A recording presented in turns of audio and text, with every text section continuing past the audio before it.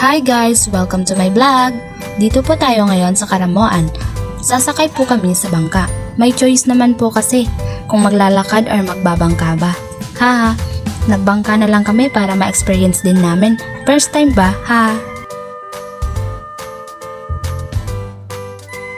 At mukhang natatagalang umalis yung unang sumakay sa bangka. Mabigat raw kasi.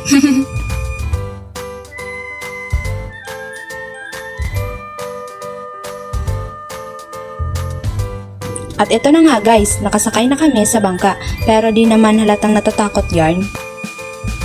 Pag first time mo talagang sumakay sa bangka, yung puso mo parang mahuhulog na. Pero willing naman akong sumalo, di ba sabi nga ng iba, life is short, kaya enjoy na lang natin kahit nakaka-scary. Kahit nakakatakot na, pero carry pa rin tumawa. Mag-ingat lang tayo kasi siya nga hindi ako iningatan.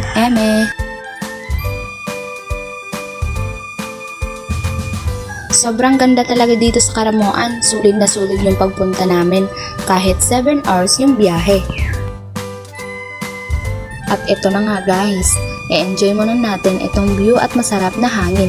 And later, sasabihin ko po kung bakit kami napunta dito sa magandang lugar at malayong lugar.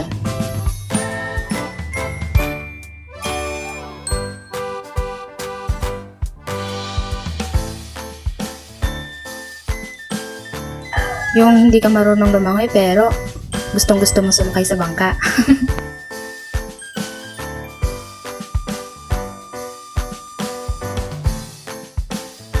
Worth it kung pupunta kayo dito kasi sobrang ganda talaga. Sobrang ganda talaga dito sa Karamoan, kaya ano pang hinihintay nyo? Tara na at mag-enjoy tayo at tingnan ang magagandang view.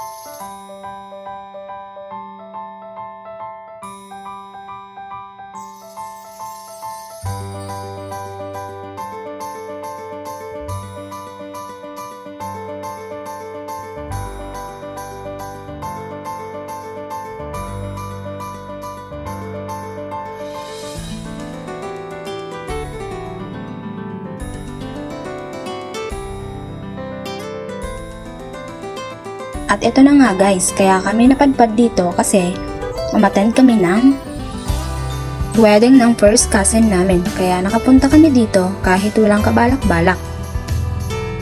O diba ang ganda, parang nasa hotel. Pero di nyo alam, nasa tabing dagat lang po yan.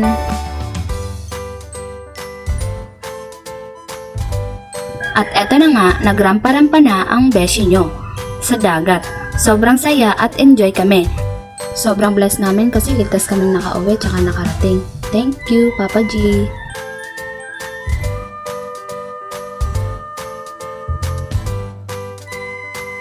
Picture muna tayo.